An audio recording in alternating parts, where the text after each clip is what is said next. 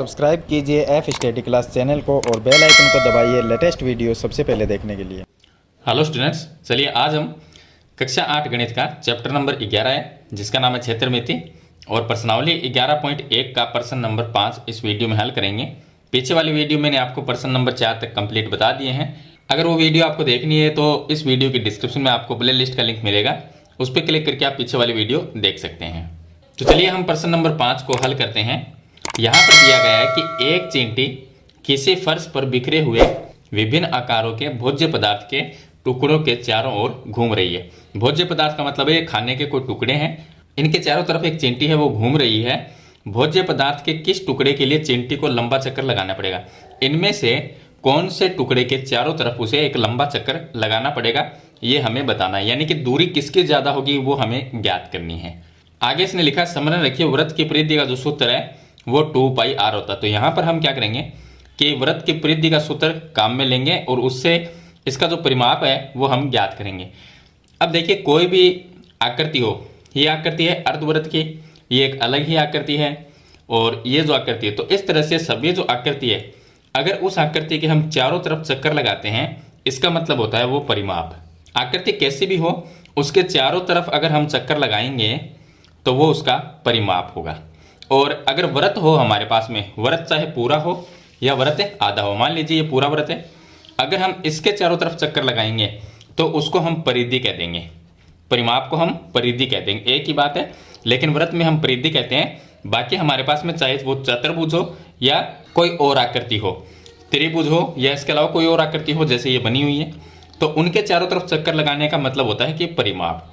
परिमाप और परिधि दोनों एक ही चीज है, बस व्रत में इसको नाम दे दिए गए परिधि और बाकी कोई आकृति है तो उसके चारों तरफ चक्कर लगाने को हम कहेंगे परिमाप।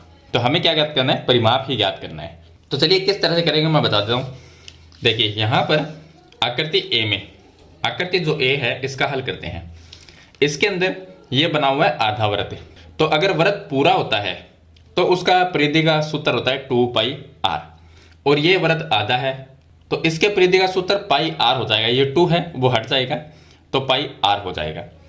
और यहाँ पर जो AB है वो व्रत का व्यास है तो इसकी त्रिज्या क्या होगी, इस व्यास की आधी होती है त्रिज्या। तो यहाँ पर हम इसकी त्रिज्या ज्ञात करते हैं। तो व्यास कितना है, व्यास ये पूरा 2.8 है, ये इतनी जो दूरी है लंबाई ये 2.8 है, तो ये व्यास हो गया। इसका आधा कर देंगे तो त्रिज्या हो जाएगी। तो 2.8 का आधा होगा 1.4 सेंटीमीटर, ये इसकी त्रिज्या होगी। इसमें भी देखिए ये आधा व्रत बना हुआ है तो ये पूरा व्यास हो गया 2.8, तो इसकी भी त्रिज्या होगी वो 1.4 होगी। इसी तरह से यहाँ पर देखिए ये ऊपर आधा व्रत बना हुआ है तो इसका व्यास दिया गया है 2.8 तो इसकी भी त्रिज्या 1.4 सेंटीमीटर की हो जाएगी। तो त्रिज्या तीनों ही आकृति में बराबर है। तो पहली आकृति में हम परिमाप है वो ज्ञात करते हैं। तो पहली आकृति का अगर हमें परिमाप ज्ञात करना है तो देखिए इसका परिमाप ज्ञात करेंगे तो इसमें एक तो आ गया ये अर्धवृत्त यानी AB, इसको AB चाप कहेंगे। तो ये हो गया चाप AB और प्लस जो चाप AB है इसकी दूरी निकालेंगे, ये अर्धवृत्त है तो हम परिधि निकालेंगे अर्धवृत्त की, और एक रह गई यहाँ पर ये AB दूरी तो प्लस में AB।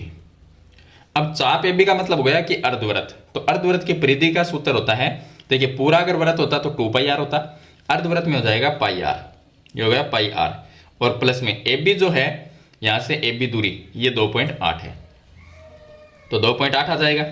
अब पाई का मान होता है 22/7 गुणा में त्रिज्या जो है वो 1.4 है तो यहाँ पर 1.4 प्लस में 2.8 आ जाएगा, 7 का इसमें भाग जाएगा 0.2 बार, 0.2 को 22 से गुणा करेंगे तो ये आ जाएगा 44, मतलब 4.4 प्लस में 2.8। अब इन दोनों को हम प्लस कर देते हैं तो 8 और 4 ये 12 हो जाएंगे और ये हो जाएगा 7, तो यानी कि 7.2 सेंटीमीटर ये आ जाएगी। ये जो आकृति दे रखी है इसका परिमाप आ जाएगा। तो इस आकृति के चारों तरफ अगर एक चींटी घूमती है तो उसे 7.2 सेंटीमीटर का चक्कर लगाना पड़ता है। चलिए आकृति बी का निकालते हैं परिमाप। तो आकृति बी का अगर परिमाप निकालेंगे तो ये AB चाप हो गया तो हम लिख देंगे यहाँ पर चाप AB प्लस में उसके बाद में ये BC दूरी आ जाएगी तो मैं यहाँ पर लिख देता हूँ BC, और BC जो है इसका मान भी बुक में दिया गया है 1.5 सेंटीमीटर। ये चलिए उसके बाद में आ जाएगा प्लस में BC हो गई, उसके बाद में CD आ जाएगी, CD और AD, प्लस में AD। तो चींटी A से चलेगी, चारों तरफ इसके घूमेगी और वापस बिंदु A पर आ जाएगी। तो कितनी दूरी हुई वो हम निकाल लेंगे। तो चाप AB का मतलब हो गया कि ये आधावृत्त है, तो अर्धवृत्त की परिधि का सूत्र पाई आर हो जाएगा। ये हो गया पाई आर। प्लस में BC जो दूरी है वो 1.5 है, ये 1.5 आ जाएगी।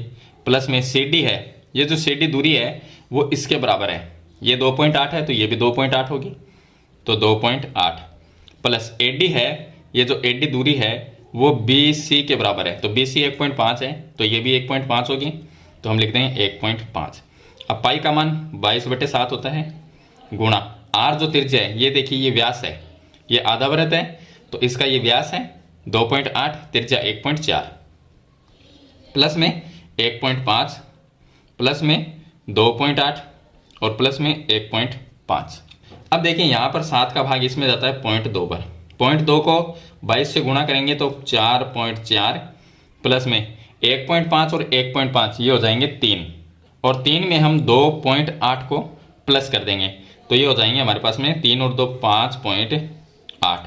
अब इन दोनों को प्लस करते हैं तो देखिए ये हो गए 8 और 4 12, 2 हो जाएगा हासिल 1 रह जाएगी, 5 और 4 9 और 1 10, तो ये आ जाएगा 10.2 सेंटीमीटर।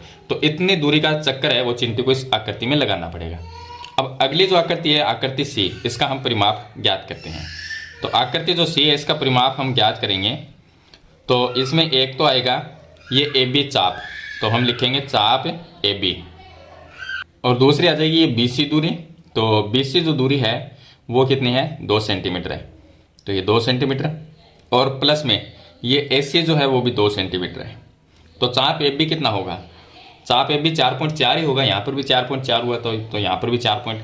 तो चाप AB का मतलब हो गया कि अर्धवृत्त की परिधि, तो उसका सूत्र होता है पाई R, प्लस में 2 और 2 ये हो जाएंगे 4, पाई का मान लिख देंगे 22/7, R जो त्रिज्या है, त्रिज्या इसकी आती है 1.4 होगी, और प्लस में 4, इसका भाग देंगे 0.2 आएगा, 0.2 को 22 से गुणा करेंगे तो 4.4, प्लस में ये 4 आ जाएगा। अब दोनों को प्लस कर देते हैं तो ये हो जाएगा 8.4 सेंटीमीटर। तो यहाँ पर देखिए हमने तीनों आकृति की अलग अलग जो परिमाप है वो हमने ज्ञात कर लिया। तो इसमें से दूरी कौन सी ज़्यादा है, तो 10.2 है वो सबसे ज़्यादा है, यानी कि बड़ा परिमाप है। तो इसका मतलब होगा कि आकृति B में चींटी को एक लंबा चक्कर है वो लगाना पड़ेगा। तो ये नीचे हम इसके लास्ट आंसर में लिख देंगे कि आकृति B के अंदर चींटी को एक लंबा चक्कर लगाना पड़ेगा, क्योंकि इसका परिमाप है वो सबसे ज़्यादा है। तो ये था इसका क्वेश्चन नंबर 5। तो मैंने आपको इसका तरीका है वो बता दिया किस तरह से हल करना है। मेरे ख्याल से आपको समझ में आ गया होगा। फिर भी इसके बारे में कोई सवाल या सुझाव है तो मुझे कमेंट बॉक्स में ज़रूर लिखना। तो आज की वीडियो में इतना ही, मिलते हैं एक नई वीडियो के साथ, तब तक के लिए थैंक यू।